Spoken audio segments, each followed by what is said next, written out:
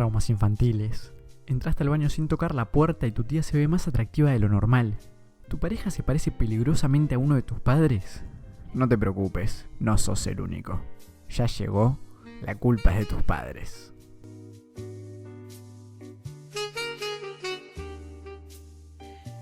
Y sí, nuevamente estamos acá y lo sabés porque salió ese copete que tanto amás, que tanto te cautiva y que sabés que llegó el momento de sentarnos a charlar un rato amenamente.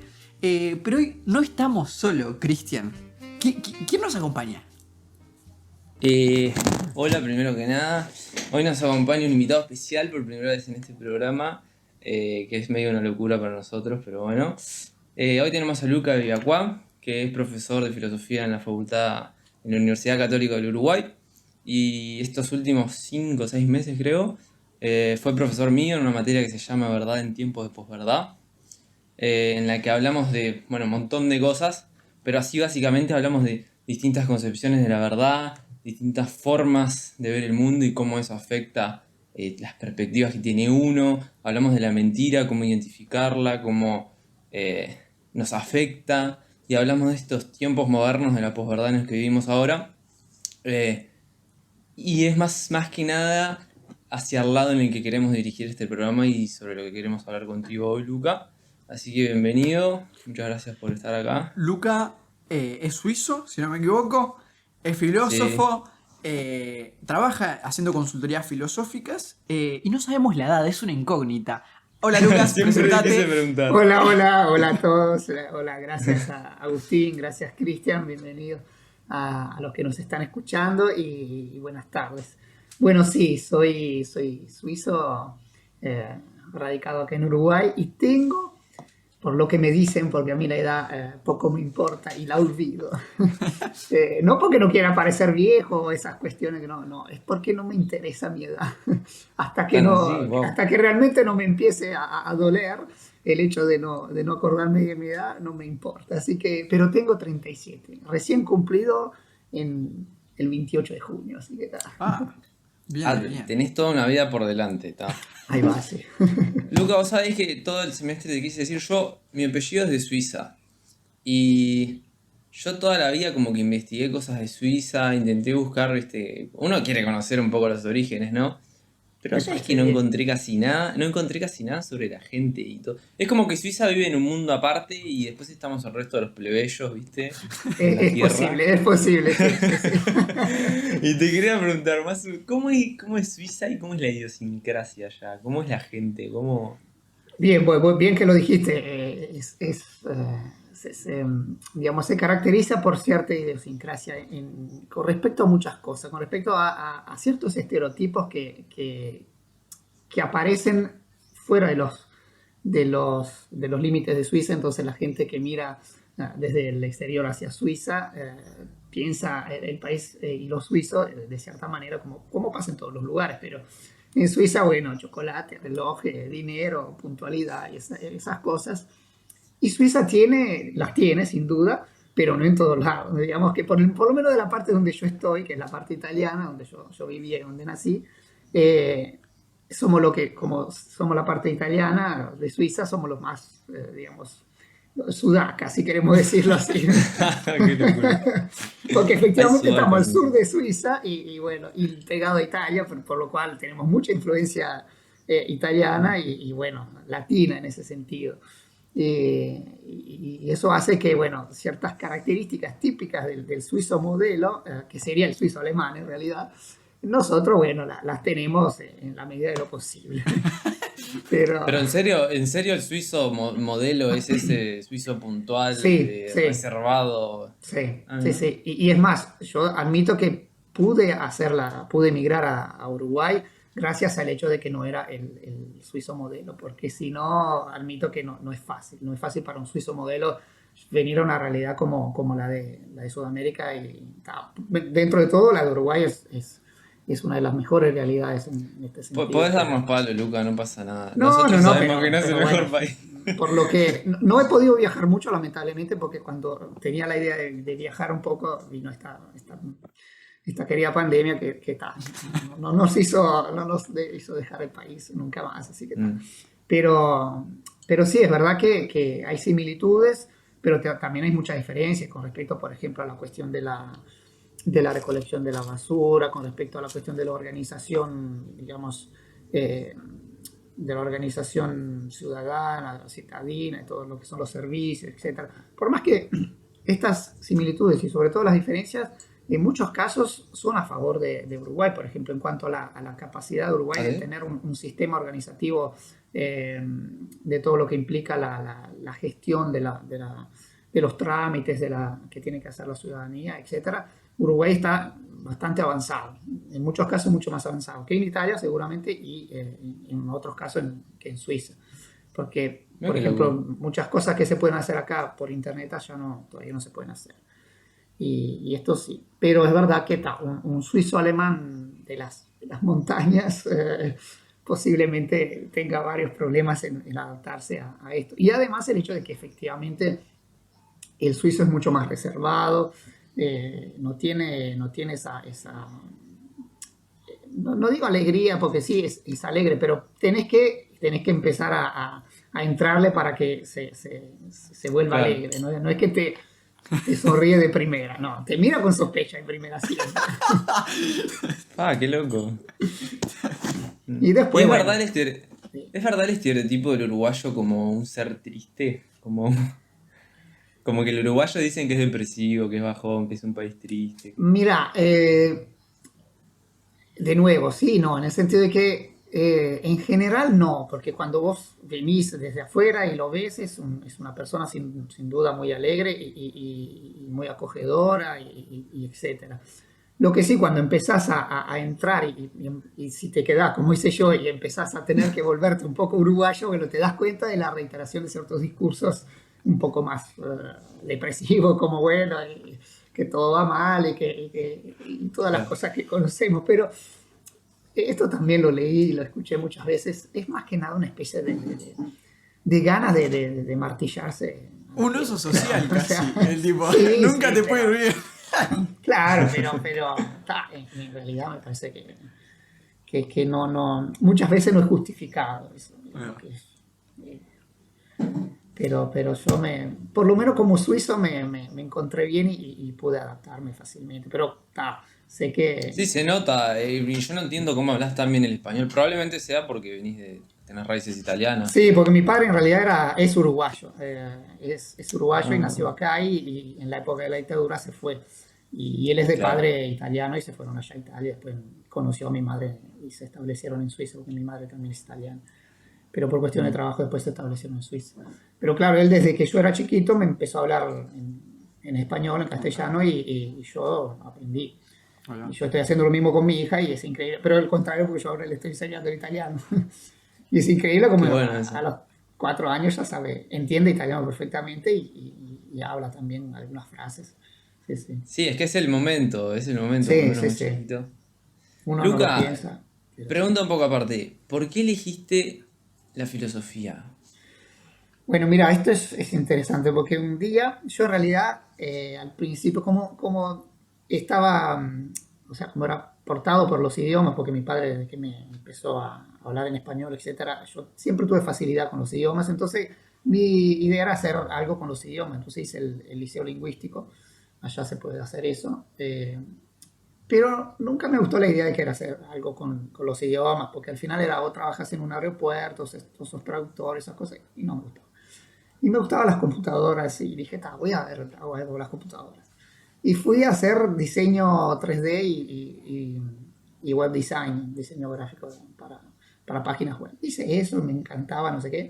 Terminé mis estudios, 3 años de eso. Cuando fui a trabajar, empecé a hacer, en realidad era una pasantía en la televisión pública de la Suiza italiana. Mm. Y empecé a trabajar ahí 8 horas por día, 3 meses. Y a los 3 meses dije, no, pero ¿para qué estoy haciendo? Porque prácticamente era un ejecutar órdenes que venían de otros que muchas veces iban en contra de aquello que yo había aprendido. Y esto pasa no solo en ese ámbito, pero en Claro. muchos ámbitos. O sea, si vos sabías que el mejor color era el verde y el cliente lo quería rojo, y bueno, al final tenías que hacerlo rojo. Y más todavía si era una pasantía, imagínate que no podía discutir mucho. Y además eran todas cosas que no me llenaban mucho la vida. El hecho de preguntarme estas cosas hizo que yo me acercara a la filosofía porque dije, bueno, está, pero ¿cuál es el sentido de mi vida en este momento? Yo estoy pasando 8 horas de mi vida haciendo esto que no me gusta. Después vuelvo a casa deprimido porque perdí 8 horas de mi vida haciendo algo que no me gustaba, etcétera, solo por la plata. O sea, ¿por qué estoy haciendo esto? Entonces, empezó a generar un montón de preguntas y de ahí me acerqué a ver quién era que se ocupaba de responder a estas preguntas o por lo menos de estudiarlas y fue ahí que me acerqué a la filosofía.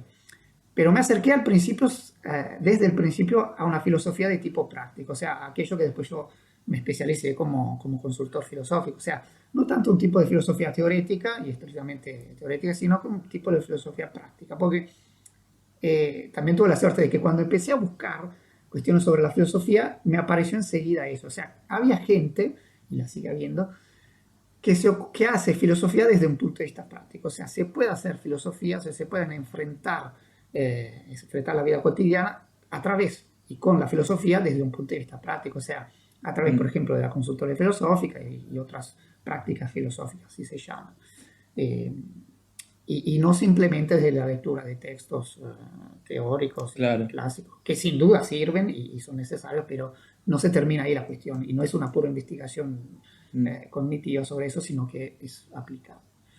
Eso fue. Y un poco sé porque te he preguntado alguna vuelta, pero ¿qué es más o menos esto de la consultoría filosófica? ¿De qué va? Bueno, Porque está... sí, prácticamente el filósofo se forma como filósofo y tiene, lo que le permite la formación de filósofo es tener la capacidad de ver el mundo de manera más amplia, o sea, de ver estructuras y relaciones entre las cosas con mucha más facilidad que otras personas. ¿Por qué? Porque el estudio de la filosofía te lleva a eso, te lleva a tener una capacidad, una facilidad mental y de observación, de introspección y de cognitivas de este tipo, lo cual hace que vos tengas un perfil que puede llevarte a, digamos así, a acompañar, por eso se llama en realidad acompañamiento filosófico, acompañar a gente que se pregunta sobre la vida, pero que no tiene las herramientas para poder, digamos, pensar sobre sí mismo. En este sentido te hablo de herramientas porque, por ejemplo, la lógica te sirve, porque muchas veces la persona, por ejemplo, yo el otro día publiqué en las redes, ayer creo, una pregunta que me hizo una persona que vino a consultoría y era, por ejemplo, si para tener una vida plena tenía que tener una pareja y una familia, que es una pregunta típica de la vida, o sea, que muchas veces Sí. uno se pregunta, desde la adolescencia hasta más adelante, o sea, cuando estás ahí y ves, y esta persona era porque era soltera, veía a todas sus amigas que tenían familias y parejas y se preguntó y dice, ¿pero mi vida ahora es plena o aquello es lo que es realmente una posible vida plena? Entonces, desde esta pregunta, la persona muchas veces no tiene las herramientas para poder profundizarla. Entonces, el consultor filosófico, acompañante, lo que hace es, bueno, empecemos a ver de qué se está hablando. Por ejemplo, ¿qué quiere decir para vos una vida plena? ¿Qué significa, por ejemplo, pareja? ¿Qué significa una familia? Porque capaz que, y más hoy en día, el concepto de familia no es tan evidente, ya desde eso. Entonces, ¿y por qué vos quisieras una vida plena? O sea, ¿y por qué capaz que lo que tenés ahora no es una vida plena, etcétera? Entonces, muchas veces, ya desde el punto de vista discursivo, dialógico, o sea, lingüístico, la persona cuando habla se contradice. Y las contradicciones lingüísticas son importantes porque ya te están diciendo algo. Ya te están diciendo que Claro. no estás muy convencido de lo que estás diciendo. O sea, no tenés mucha claridad. Entonces lo que hace el asesor o el compañero filosófico es aclarar contigo, porque siempre es un camino de Tus acompañamiento. contradicciones. Sí, contradicciones que pueden ser más o menos evidentes y después a profundizar ¿O no? aquello que efectivamente estás diciendo y que estás pensando. Porque sin tener que pensar siempre en la idea de buscar una respuesta. No se está buscando una respuesta. Y esto en general la filosofía lo plantea. O sea, la filosofía no te ayuda a buscar respuestas, sino que te ayuda a aclarar dudas. Y la aclaración no quiere decir, no siempre y casi nunca, quiere decir resolución, sino que, por ejemplo, en la consultoría se habla de disolución de un problema, que es distinto. más que problema, inquietud. O sea, la disolución no es lo mismo que una resolución. Porque cuando buscamos una resolución, si no la encontramos es un problema. Entonces, muchas veces estamos propensos a buscar soluciones a toda costa y hay veces que capaz que esas soluciones, por querer adoptar una, no es la mejor. Entonces, porque queremos decir, bueno, tengo que buscar una solución. No. Lo importante es que vos entiendas, comprendas lo que estás planteando como tu problema. Y de ahí, una vez que lo comprendes, porque pasa, yo lo he visto en las consultorías, pasa que la gente se hace consciente de aquello que preguntó y ahí se disuelve el problema. Lo que quiero decir que no es que se resuelve, sino que va por la vida con una conciencia, una comprensión mayor de lo que estaba planteando, lo cual le permite, es una herramienta que te permite enfrentar de nuevo la vida a partir de ahí en adelante con otra conciencia, justamente, con otras herramientas. El problema es como integrado a la realidad de la vida, o sea, Sí. todos tenemos los problemas, pero todas esas incertidumbres convivimos siempre, lo integró Claro. y es eso, es la herramienta para integrarlo como parte de la vida y poder continuar. Está de Sí, más. sí. Me gusta mucho el tema de disolver los problemas o los conflictos que uno tiene porque creo que te libera mucha energía en el día a día para poder dedicarla a otras cosas, ¿no? Sí. Yo tengo una pregunta, ¿qué te llevó a ser docente? O sea, ¿la propia práctica de filosofía te llevó a la docencia o te gustó la docencia y dijiste quiero entrar sí o sí acá? No, acá fue otro camino raro, porque en realidad yo desde que empecé a estudiar estaba convencido de que nunca iba a ser profesor, porque medio que no me gustaba, o sea, no era eso Claro. aquello que quería hacer, porque también pensaba de que el ser profesor era esto de aplicarse a la teoría, a la filosofía teorética y solo a una parte teórica y no me gustaba eso. Pero en realidad fue porque, por suerte, cuando yo llegué al país, se abrió justo un llamado en la Universidad Católica para ser profesor de antropología filosófica y me postulé y quedé con otros más. Y en ese momento era lo que había más cercano a lo que yo había estudiado, era la posibilidad más concreta y dije, bueno, la tomo y veo qué pasa. Yo soy muy así, muchas veces hago eso, ¿no? Aunque no esté seguro, pero la tomo y veo qué pasa porque sé La que puedo vida. tener las herramientas como para empezar y después adecuarme y ver cómo resuelvo lo que falta. Y de ahí me empecé a dar cuenta de que me gustaba, me encantaba. O sea, sorprendentemente me encantaba porque no era aquello tan teórico como yo lo había pensado y que había además mucho margen para la posibilidad de aplicar, o sea, de hacer que la educación fuera más aplicada que abstracta. Y de hecho, hace 6 años que estoy con esta idea que la fui cambiando, la fui profundizando y la modificando. O sea, lo que hacía hace 6 años no es lo que estoy haciendo ahora. Y veo un camino de mejora en este sentido, porque desde que empecé a introducir pequeños elementos de aplicación práctica de aquello que yo estaba enseñando, ahora a que lo que hago es fundamentalmente eso. Si el curso lo baso en la posibilidad de aplicación práctica de los conceptos que doy, y si no lo logro, para mí es un desastre. O sea, Claro. quiere decir que no llegué a lo que tenía que hacer. Y Y además creo que tiene una doble utilidad, ¿no? Porque todo lo que uno intenta enseñar cada vez de una manera más clara y más práctica a los demás, como que cada vez lo va incorporando más uno claro, también. sí. Y claro, es como trabajar constantemente en uno mismo y también te sirve para los demás, está genial. Sí. Y también el Es- hecho de que vi que viene desde hace varios años, muchos años, una década por lo menos, esta idea de transformación de la educación en términos didácticos y pedagógicos. Y he seguido, por suerte, he caído justo en ese momento y he seguido todo este proceso y sigo siguiéndolo y sigo haciendo las cosas acorde también a un poco a ese paso de los tiempos, porque se notó de que lo que era antes no se puede. Y la pandemia también, yo he visto en muchos contextos, trajo a la luz todo este problema. O sea, que la manera en la que vehiculamos contenido, que se lo hacía clásicamente, por ejemplo, en clases magistrales, etcétera, ya no funcionan más. Pueden funcionar por algunos contextos, no digo que sea para eliminar del todo, pero sí tenemos que cambiar radicalmente a mi manera. ¿Y es mejor este cambio? Sí, yo Esta creo que sí. dirección nueva. Yo creo que sí, porque lo he visto sobre todo en los estudiantes, o sea, en los alumnos que después me dan devoluciones y que veo también a través de los trabajos que hacen, se nota el aprendizaje. Porque si no, no puedes hacer ciertas cosas. Sobre todo en filosofía, o sea, no puedes llegar a decir ciertas cosas si no has interiorizado ciertos conceptos, o sea, si no lo has aprendido. Y también después lo ves, también eso es capacidad de la persona y del consultor, bueno, del filósofo, detectar también las características de las personas y llegas a también a detectar cuando alguien, entre comillas, te miente. O sea, nadie te va a decir de qué le gustó el curso, está feliz y que esto que lo otro, si realmente no fue así.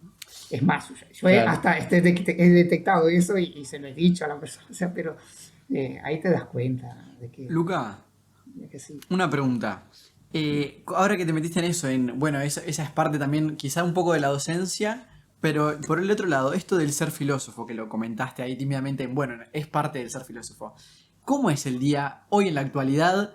Nosotros decimos filósofo, yo siempre jodo con, por suerte tenemos un filósofo no embalsamado, porque parecía que desaparecieron y no es así. Entonces, ¿qué hace un filósofo hoy en la actualidad en su día a día, un día cotidiano? Y aclaro que es una pregunta importante porque ahora Agustín está metiendo un cambio en su vida. Ahora se está cambiando de carrera y se está yendo a estudiar filosofía justamente. Así que me parece que va más por Así que curiosidad es propia una que... pregunta interesada. Sí, sí, sí. Bueno, mira, hay variantes y variables en este caso. La mía personalmente es la de alguien que, por ejemplo, si sos consultor filosófico, es como ser un psicólogo, al final puedes tener un consultorio en el cual atendés a gente. Eh, Después, yo te doy mi perfil y después te doy otros. Podés organizar lo que son cafés, eventos filosóficos, se llaman, que son cafés filosóficos, o que serían charlas, si querés, no me gusta mucho el término, pero para que nos entendamos, charlas en lugares públicos normalmente, que pueden ser o los mismos bares o cafés que tienen la posibilidad también de un espacio adecuado, eh, o normalmente se hacen en librerías también, en los cuales se junta gente y podés tirar un tema, o sea, se decide anteriormente el tema o se discute ahí mismo, se decide ahí mismo y se genera una instancia de diálogo sobre un cierto tema que puede ser la libertad, pueden ser temas más abstractos a nivel filosófico, más generales o más concretos. Bueno, ¿cómo puede la ciudadanía tener más conciencia de lo que vota? Por ejemplo, este es el tema y bueno, nos reunimos ya. O, por ejemplo, hay también, tengo colegas que participan en programas de televisión, tienen columnas en diarios, tienen columnas también ¿cómo se llama? En radio. eh, y después tenés el perfil docente, que normalmente el filósofo siempre tiene una pata en la docencia, que sea en secundaria, en primaria, secundaria o a nivel terciario, siempre tiene una pata ahí. Eh, entonces, mitad de las horas la tendrías que tener ocupada en eso. Y después la otra puede ser investigación, si te gusta ese perfil, puedes seguir investigando sobre el perfil filosófico eh, investigativo que a vos te guste.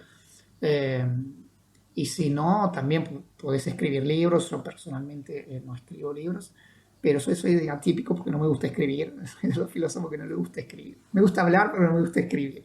Es más, una de las cosas que voy a intentar, de los experimentos que voy a hacer, es utilizar las redes para decir lo que tendría que decir por escrito y que no quiero escribir. Pero, pero sí, tenés ese perfil también y después los artículos. Ahora muchos filósofos se dedican a escribir artículos. O sea, tenés líneas de investigación y vas escribiendo de a poco, y etcétera, etcétera. Claro, en realidad capaz que como filósofo lo que no tenés es una oferta de trabajo tan formal y segura como tienen otros trabajos, pero Sí, la diversidad de cosas que tenés para hacer es impresionante, ¿no? sí, también es verdad que me faltó una cosa que desde el punto de vista profesional, por ejemplo, las empresas están pidiendo mucho figuras como los filósofos, por ejemplo, para la gestión de los recursos humanos. O sea, si en gestión de recursos humanos alguien hizo, además de la especialización en recursos humanos, pero también es filósofo, es un plus. ¿Por qué? Porque sabrá Claro. tratar mejor, porque de lo que se trata es recursos humanos, o sea, y de lo que estudia un filósofo es el tema de lo humano, de la realidad. Entonces, eso es un plus y muchas veces las empresas también pueden utilizar esas figuras como para gestionar mejor, por ejemplo, los proyectos. Se usa como apoyo para, por ejemplo, la generación de proyectos, el análisis de riesgos y todas esas cosas, porque el filósofo tiene esa mirada un poco más amplia sobre las posibles relaciones que pueden tener las cosas. Y, por ejemplo, una de las figuras que yo últimamente estuve mirando el mercado laboral, que podría, por ejemplo, pertenecerle al filósofo, es el copywriter. Copywriter en las redes se busca muchísimo copywriter, o sea, aquellos que te escriben las campañas publicitarias, o sea, el contenido de las campañas publicitarias puede ser tranquilamente un filósofo, porque el filósofo tendría que saber cómo comunicar las cosas, qué decir, cómo se tendría que comunicar, además de poder justamente tener una especialización también en algo de comunicación y de marketing, pero el filósofo naturalmente logra interpretar la realidad en la medida en la que después, si se te pide vehicular un cierto mensaje, tendrías que lograr saberlo porque tenés justamente esa herramienta de capacidad de interpretación. Está bueno charlar de estas cosas porque como que se hace más claro el rol del psicólogo, porque en general creo que socialmente es como Del una filósofo. incógnita eso que hace. El filósofo, Sí, ¿verdad? el filósofo. Aprovecha esto para vincularlo, porque con algunas preguntas que tenemos de la gente acá. El precalentamiento filosófico, digamos, para Eso, vamos a arrancar arrancarse y con un estar. precalentamiento. Esta está relacionada con lo que vos dijiste. ¿Qué se siente trabajar en base a lo que pensás? O sea, ¿es fácil dividir o separar el día a día de tu trabajo como psicólogo? ¿O es que Filósofo, hiciste tu como día a filósofo. día de filósofo? Oh, perdón, es como... No, es que es interesante porque es diferente, o sea, hay similitudes entre psicología y filosofía, pero es diferente, por lo menos la figura del asesor filosófico a la de un psicólogo. Hay No, pasa que yo psicologías como que son tengo el similares. sumum como la psicología, entonces... Ahí va, claro, pero todos es normal. Y ¿Es fácil separar sí, eso? respondiendo a tu pregunta, personalmente no es fácil en el sentido de que tampoco es necesario, que quiero decir, después depende de cada uno, pero personalmente no puedo dejar de ser filósofo nunca. ¿Entendés? Yo todo el tiempo, cada vez que abro los ojos, miro la realidad a través del filtro del filósofo, o sea, a través del filtro de aquel que observa la realidad y trata de interpretarla todo el tiempo. Trata de preguntarse sobre todo aquello que le sucede, desde lo más chiquito a lo más grande. Y te hablo desde la persona que cruza con el rojo y yo todas las veces me pregunto por qué esa persona puede cruzar con el rojo. O sea, por qué alguien, aunque no venga nadie, logre decir, bueno, hay algo ahí que me dice que no tengo que pasar, pero paso igual. O sea, a mí desde esas cosas, a mi hija, cómo se comporta mi hija, las cosas que hace, etc. Todo el tiempo yo estoy en las dos cosas. O sea, no puedo evitar ser lo que soy sin ser filósofo. O sea, no Puedo separo hablar las por dos mí, cosas. pero capaz que por Agustín también, que creo que a mí me pasa constantemente también, así que te entiendo de una manera que... Y de hecho te digo que, bueno, sí, en algunos momentos puede ser cansador, porque efectivamente estás rastreando la realidad todo el tiempo, Claro. y te puede llegar a cansar. Y de hecho hemos tenido ejemplos en la filosofía de gente que enloqueció a través de este mecanismo. Sí, Pero, por ejemplo, yo creo que, no sé si el psicólogo, estoy hipotizando, pero quizás el psicólogo logre hacer esta distinción de manera más neta, más. Entonces, cuando cierra el consultorio, no es más psicólogo. Mientras que el filósofo es como medio más difícil que cierre y diga, no soy más filósofo. puede serlo. Como que- Creo que va en el tipo de psicólogo también, ponele. Sí, no sé. Capaz que estoy si te hipotizando. referís a alguien más cognitivo-conductual que solo busca cambiar los comportamientos específicos Claro. de la gente, puede hacerlo. Pero hay una parte más metafísica que es la que a mí me apasiona, que es la que más vinculo con la filosofía y la que busco, intento ver en todas las cosas. Que sí, está muy bueno. Otra pregunta. Vamos a intentar hacerlas rápidas porque estas son profundas y son 3 o 4. Ahí va. ¿El ser humano tiene algún propósito en la Tierra? Esa es una buena pregunta. Es la pregunta. Sí. Mira, hoy leí un comentario en Instagram de una mina, de una mujer que hablaba y que decía que como que algo así como que el ser humano era solamente una plaga en la Tierra y como que nosotros veníamos a corromper la pureza y la perfección que ya tenía la naturaleza. Mirá, Está en ese tipo de Eso es visión. una sí, mirada. Mira, admito que yo también en cierto momento de mi vida pensé lo mismo cuando ves las desgracias que el ser humano hace, decir, bueno, sería mejor que no estuviéramos en este planeta y somos una plaga. Pero después te diría, si me detengo un poco más a pensarlo, te digo que sí o sí, todos tenemos que tener un propósito.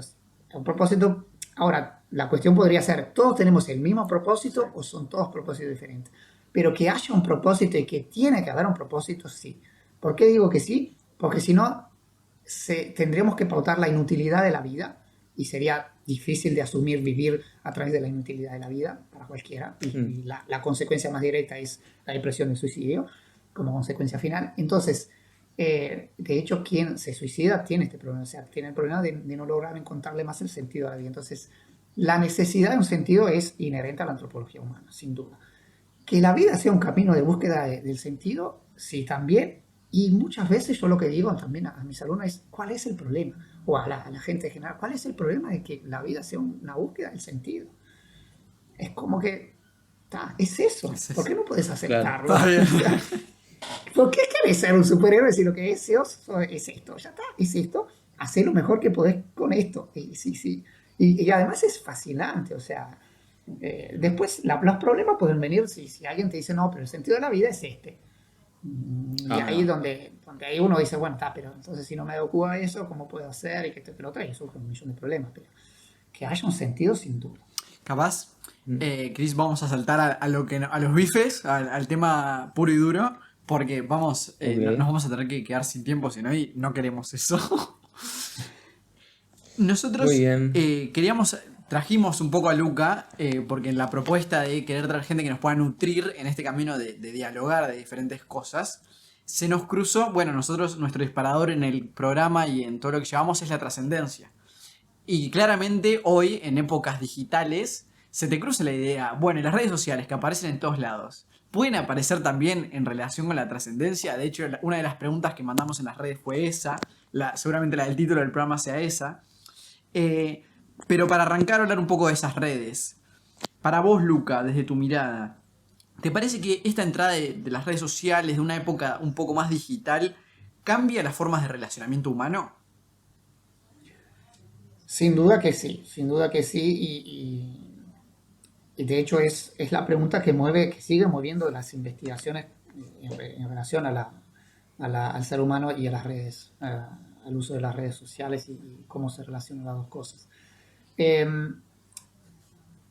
¿Por qué? Porque las redes sociales son efectivamente una forma de trascendencia, o sea, del ser humano, o sea, de los seres, de las personas, de salir de su condición, entre comillas, verdadera, de realidad, y trascender a una realidad que siempre es suya y personal, pero que posiblemente por el hecho de haber trascendido, y por eso tiene también las características de la trascendencia, o sea, trascender quiere decir ir más allá de sí mismo. Entonces, y las redes sociales y todo lo que se creó alrededor es un espacio de que posibilita la trascendencia, o sea, posibilita que yo entre en un lugar que no es el mío típico, que no es mi realidad normal. Entonces, esa trascendencia, ese lugar, también es un lugar que posibilita cosas que normalmente en mi vida normal no puedo tener del todo o con tanta facilidad, si algunas cosas las tengo. Entonces, esta conciencia que tiene la persona de esta posibilidad hace que también se modifique la relación entre seres humanos en la realidad, pero también en la realidad de las redes sociales, o sea, de ese espacio de trascendencia. Porque, y esto se sabe, no se generan las mismas relaciones en la realidad cotidiana que en la realidad virtual, o sea, en ese espacio de trascendencia. O sea, vos no te relacionas con las personas de la misma forma, desde el nivel lingüístico al nivel simbólico, de la misma forma en un contexto que en otro. ¿Por qué? Porque sabes que hay diferencias. Sabes que esa trascendencia te permitió ciertas diferencias que vos utilizás también. Por ejemplo, el anonimato y todas esas cuestiones que tenemos de un lado y no tenemos del otro. Una vez que en la realidad, si te quieres relacionar con alguien, o es cara a cara o cómo haces. Necesariamente. Una paloma mensajera, no sé. Necesariamente, entonces, en realidad este concepto de trascendencia que venimos a involucrar con las redes sociales es la trascendencia literalmente en su etimología, por decir una manera. O sea, yo con las redes sociales trasciendo porque me permito ser diferente con una herramienta que me permite cosas que no en el cara a cara. Pero Sí, habría que sí. cambiarle la definición o despojarla en realidad de todo lo que va alrededor de la palabra trascendencia, que muchas veces tiene que ver con lo metafísico o lo que va más allá de la propia vida, de cuando nos acercamos al final. Y Y no también es- sacarle un poco la connotación un poco positiva, ¿no? Que tiene la palabra trascendencia, porque no todo lo que nuevo que nos habilitan las redes sociales está siendo muy positivo. Claro, eso sí, esto Eh, que decís vos, Cristian, sí. Sobre lo que dijo Agustín, no sabría por qué. De hecho, hay elementos de la manera de trascender en las redes que son llevados al límite. Por ejemplo, y la pregunta que se hace siempre también cuando uno estudia filosofía, la foto. ¿Qué es la foto? ¿Dónde está la foto? ¿Dónde existe? Y si lo vemos en nosotros acá, o que nosotros acá nos estamos hablando, nos estamos viendo, pero ¿dónde existimos? O sea, ¿dónde estamos realmente? Somos solo datos, pero si somos datos no somos lo que somos. ¿Qué somos? Entonces, el nivel de trascendencia es muy alto. O sea, podríamos a llegar a decir que somos impersonales, entonces son todas características, por ejemplo, de la trascendencia divina, etcétera. O sea, ah, la posibilidad de poder llegar a casi todos lados o a muchos lados, o sea, ese poder el simple, yo te hago el ejemplo del tweet o de un post o de un reel de Instagram que en media hora se viraliza y que puede llegar a millones de personas. Bueno, esa es una característica medio de omnipotencia, o sea, que podríamos decir que mm, ya no es característica típica de la realidad que vivimos. Vos, si hablás, no podés llegar a millones de personas. Y claro, con eso aparece algo muy, muy interesante. interesante, que es una de la otra pregunta que venía como de las fuertes es pensar en la realidad, o sea, si las redes también cambiaron la realidad. Y con esto que decís, la pregunta quizás más precisa es si esta cuasi omnipotencia, por darle un nombre, por más que parece muy pomposo, si cambió la forma de relacionarnos con el mundo, más allá de las relaciones sociales, sino con el mundo propio. Muchas veces tendemos, o lo que aparece en el mainstream, en lo principal, en el discurso obvio de las redes, es lo negativo. Es decir, ya no nos hablamos lo mismo, estamos en una cena y están todos con el celular. Siempre vamos para el lado negativo de las cosas nuevas, que es una realidad a veces. Sí. Pero vamos a verlo en el total, porque también puede tener cosas buenas. ¿Cambió eso? A mí a veces me da un poco de cosa decir, tenemos tantas facilidades con las redes que nos desvinculamos de lo que significa, por ejemplo, el esfuerzo, la constancia para los logros. Sí, es innegable que hay digamos así, una influencia del uno en el otro y que se refleja esto, o sea, se refleja la manera en la que hemos empezado a trascender en las redes, al mismo tiempo como las redes después cambiaron nuestra manera de ser en el mundo y entonces nuestra relación con el mismo. Eh, Hay muchas cosas acá que se podrían decir, pero de hecho este tipo de trascendencia desde un principio, y muchas veces así es como nace, es descontrolada. Es un tipo de trascendencia descontrolada. ¿Qué quiere decir? Que te da posibilidades más allá de lo que vos podés pensar y que te da al principio todas las libertades posibles de utilizar aquello que te pone a disposición. Y nos hemos dado cuenta de que no es la mejor manera de poder utilizar, de poder hacer ese camino de trascendencia. ¿Por qué? Porque implica problemáticas, implica entonces, a lo que voy es, por ejemplo, que si no ponemos reglas, por ejemplo, la gente te va a utilizar el celular en la mesa cuando se come. Y uno dice, bueno, pero ¿cuál es el problema?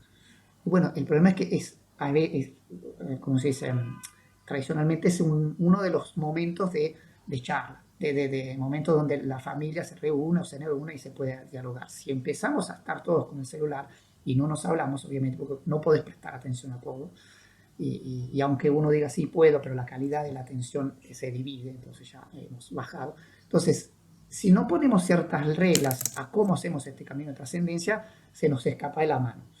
Y, Mm. y de hecho hay influencias de una realidad a otra. ¿Qué quiero decir? Que muchas veces ahora la gente, hay ejemplos de gente que se comporta como, por hecho de emulación, como lo que ve en las redes, y al mismo tiempo lo contrario. O sea, uno después trasciende en las redes como ve que cierta gente se comporta en la realidad, que es al final lo mismo. Pero digamos, hay una influencia, una influencia de un lado y del otro muy importante. Y que todo no sea negativo, sí, sin duda.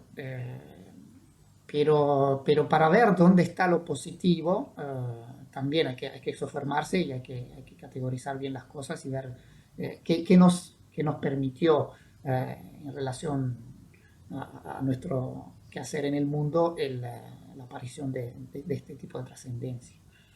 Sí, creo que ver el lado positivo requiere un nivel de abstracción bastante alto, pero no sé, me parece muy alto el precio a pagar también como un punto negativo porque hay una mayor superficialidad en las relaciones y hay una fisicalidad que creo que es necesaria que esté en una relación si yo quiero que a través de yo relacionarme con otro, formar mi propia identidad también. Sí, Porque si uno se queda simplemente en la interacción superficial, no hay nada que le aporte a uno en forma de crecimiento muy grande, que digamos.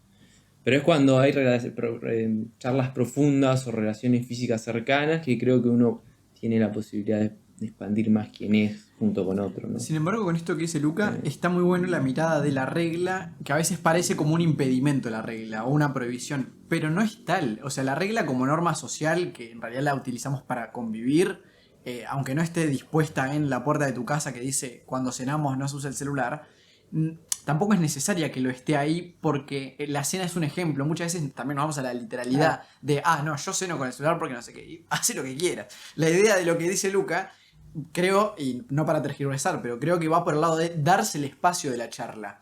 Si la claro. familia tenía ese espacio claro. dispuesto para charlar, que sea ese el que se sigue respetando. Pero si charlan cuando, no sé, cuando se sientan en la tarde a tomar la merienda, que sea ese el espacio que se siga respetando. Creo que un poco Claro, está bueno con las redes como con cualquier cosa nueva. Con la televisión en su momento, hoy creo que siguen pasando los mismos problemas de que puede no prestarse atención en una charla porque la tele está prendida. Es lo mismo, y la tele no es tan nueva.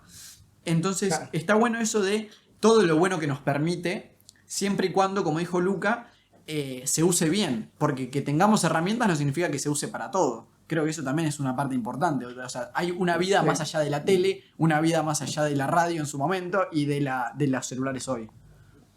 claro. ¿No? Y de hecho, Y también, sí, sí, dale anda. Luca, perdón. No, el tema de la pandemia y toda la virtualidad lo manifestó claramente. O sea, no, fuimos digamos así, obligados a esto, pero ahora lo que la gente está haciendo es estar cansada de estar demasiado en ese lugar de trascendencia, que en nuestro caso, por ejemplo, se tradujo mucho en el Zoom y en las clases por Zoom, por ejemplo, pero aumentó también el tráfico de las redes sociales porque esto es el lugar que te quedaba. Como no podías salir a la realidad, como no podías interactuar de manera clásica, entonces lo que hacías es generar tu interacción en ese espacio de trascendencia, pero llega un momento que ese espacio te cansa. O sea, te cansa porque efectivamente no tenés más aquello que el ser humano pide por naturaleza, como desde el lugar antropológico, que es la interacción cara a cara, persona a persona, física, etcétera. Mm. Y sin decir que una es mejor que la otra, pero bueno, uno podría decir que sí, pero eh, el equilibrio, la famosa idea aristotélica del equilibrio, es la máxima de la vida para todo. O sea, lo que muchas veces no logramos es darle un equilibrio a las cosas. Es Y muy por eso, difícil. claro, después las mismas empresas se ven obligadas a poner ciertas reglas, porque cuando se les escapa de la mano, y después, por ejemplo, la cuestión de las fake news, etcétera, de la desinformación, bueno, era todo lindo y hermoso que se podía tuitear, se podía hacer cualquier cosa, y después, en cierto momento, alguien dijo, no, pero para, esto se nos escapó de la mano.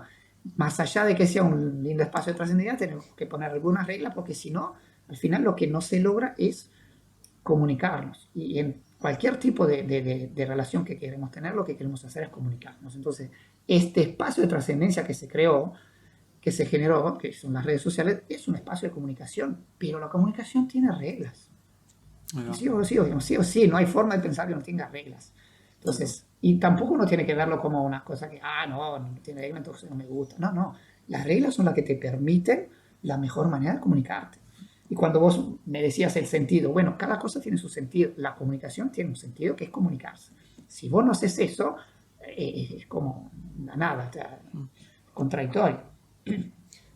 Creo que la gran dificultad está en darse cuenta de cuáles son las reglas adecuadas y cuándo darse cuenta si está bien o está mal o estoy sacándole a la experiencia que debería estar teniendo por estar vinculándome con las redes sociales. Porque, por ejemplo, pasa mucho, por ejemplo, que tenemos una charla en la mesa y sí, está la tele prendida en el fondo. Pero un poco consciente, un poco inconscientemente, yo estoy desviando mi atención de las relaciones con los demás al estar vinculándome más con la televisión, por ejemplo. Entonces creo que está buenísimo empezar a observar esas cosas, ¿no? Como para empezar a darse cuenta las maneras sutiles en las que nos afectan capaz las redes y las formas de distraernos que tienen de las relaciones verdaderas con otros, ¿no? A modo de avance, porque no nos queda mucho tiempo. Tenemos un par de últimas preguntitas que nos parece que están buenas y que están un poco basadas en cosas que hemos venido charlando. Y la primera está vinculada con mucho esto del equilibrio, que vos decís que es como un zoom al que hay que apuntar, ¿no? A futuro o en un nivel macro, en la humanidad, humanamente, ¿estos avances de la sociedad nos están llevando hacia un lugar mejor o hacia un lugar peor? Porque nosotros charlamos mucho sobre este proceso, un proceso que lo aplicamos más bien al diálogo, pero el proceso de dialéctica en el que cuando chocan dos cosas distintas tiende a generarse como una síntesis de ese choque y tiende a generarse una solución que es un poco mejor. Sí. O que busca como una comunión o un equilibrio entre las dos cosas. Entonces, si esta dialéctica, este choque de ideas se sigue dando a futuro en la humanidad, ¿nos dirigimos hacia un lugar mejor? ¿O en cambio tenemos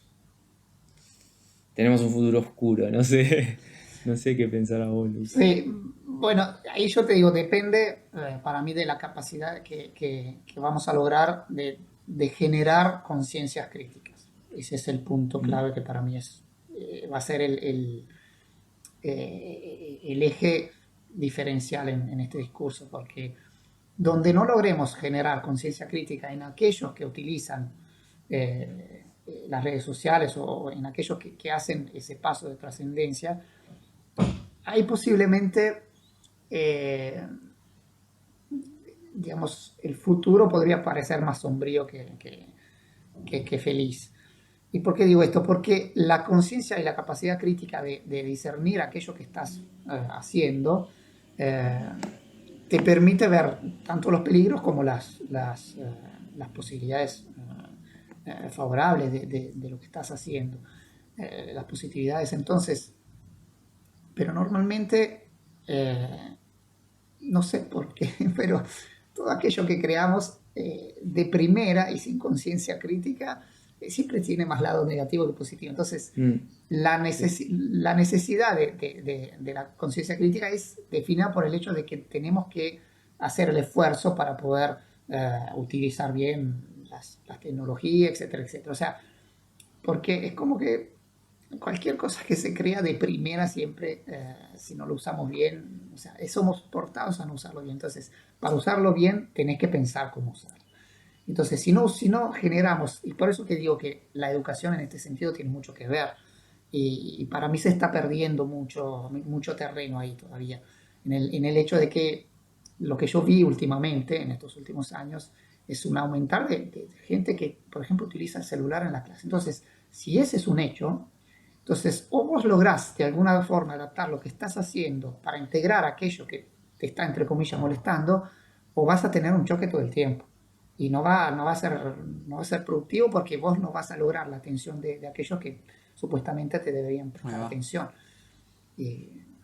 por eso que, por ejemplo, yo les anticipaba en el curso de que mi futuro objetivo es lograr vehicular, o sea, porque me planteé la pregunta, o sea, ¿por qué no puedo utilizar la modalidad en la que se vinculan los contenidos en las redes, por ejemplo, TikTok, Instagram o Twitter, para vincular los contenidos?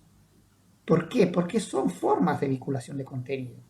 Y les hice el ejemplo se me ocurrió ese mismo momento de que los textos que se expresan en las redes sociales son muy sintéticos muchas veces. Es una forma de expresarse la forma sintética en las redes sociales. Entonces, esa es una capacidad que se enseña en secundaria, o sea, a hacer síntesis, se resume. Bueno, ¿por qué no podemos utilizar las redes sociales y la manera en la que se vinculan, se expresan las cosas en las redes sociales para vincular ciertos tipos de contenido y aprendizajes? ¿Para qué? Bueno, para captar la atención de aquellos que si no estarían utilizando ese mismo medio. Entonces, de alguna forma es una cosa media tricky, en el sentido de que, bueno, ¿cómo te saco el celular de la mano? ¿Cómo te saco la atención del celular? Bueno, utilizando el celular para que aprendas. Trayendo lugar eso a de- la clase. claro. Que el TikTok esté en la pantalla Claro. del profe en lugar de mi celular. Claro, Claro, exactamente. claro, claro. Y Y- me gustó esa idea que planteaste, Luca, de eso, de que si bien hay un avance o puede haber un avance tecnológico en los hechos de lo técnico, que lo técnico puede ser mejor en un futuro que ahora, pero como ese avance siempre desbloquea nuevas puertas que, como vos decís, si vamos a abrir las puertas a los portazos, a las patadas, siempre vamos a mantenernos en ese desequilibrio que tenemos que ir llevando al punto medio o llevando al mejor punto. Pero nos quedan bastantes preguntas, pila de preguntas, pero es mejor dejarlas para otro momento que para apretártelas acá, porque tenemos un cierre que queremos hacer, que es preguntarte a vos la pregunta LSP, la pregunta la culpa es de tus padres, Ahí va. que viene por acá. Si murieras mañana, ¿qué es lo más valioso que te gustaría dejarle a la gente? Interesante. Eh, depende de muchas cosas, en el sentido, depende de qué gente estás hablando, porque Si tuvieras que dejarle un mensaje acá a la gente para el futuro, ¿qué es lo más valioso que vos sentís que podrías decir o que podrías pedirle a la gente que se enfoque en sus vidas para tener una vida mejor? O no sé, capaz que querés que le vaya mal a la gente no, pero Tu estaba mensaje es pensando otro, pero- en una frase que dijo un colega mío una vez, Javier Massa, que me quedó siempre resonando ahí, y que es, no se coman la pastilla.